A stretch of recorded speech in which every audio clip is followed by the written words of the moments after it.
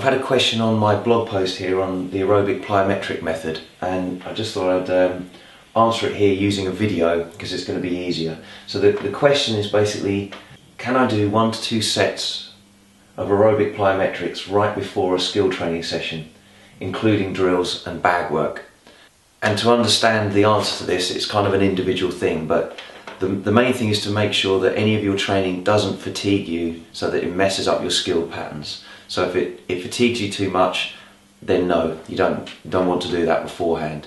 However, there is such a thing as, for strength and power movements, such a thing as potentiation, post-activation potentiation. So when you actually work a strong, fast contraction, you grease the groove, if you like, for your central nervous system. So you fire that movement actually better than you would have done if you hadn't had those sort of warm-up fires. So you get stronger afterwards.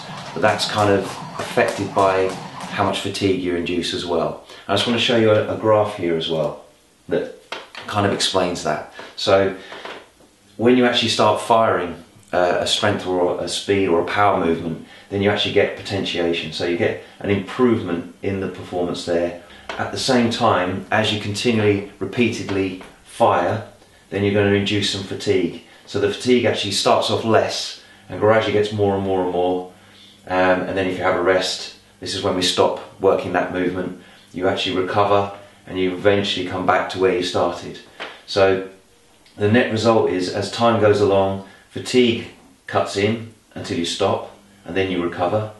And also, as you go along, potentiation, that sort of firing of the central nervous system, that improvement, that greasing of the groove, if you like, gets better and better and better as time goes on, but we're balanced out by how much fatigue you're getting. So one will cancel out the other to a certain extent, and that's what the red line here represents, where you actually get an improvement initially, and then the fatigue is too great, so that then you're actually going backwards. And once that fatigue is too great, it's not until you stop and there's a bit of a net result in recovery where these two balance out. And then if you can ride this wave here, where you're actually potentiated, you're actually going to be improving better again. So if you're using the aerobic plyometric method, as long as the fatigue that you're inducing isn't too great and you've got enough recovery time afterwards so you kind of ride this wave, you're actually going to find that it will help you and you'll be more explosive and more powerful. So it's balancing up that fatigue. Don't let the fatigue actually mess up your skill performance. Otherwise, you can do some sort of strength and power based movements beforehand. So it's an individual thing. You've got to work out where you are, and you'll kind of feel where you are on that.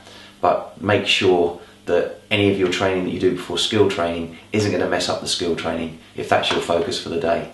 If skill is the focus, don't let anything else mess it up.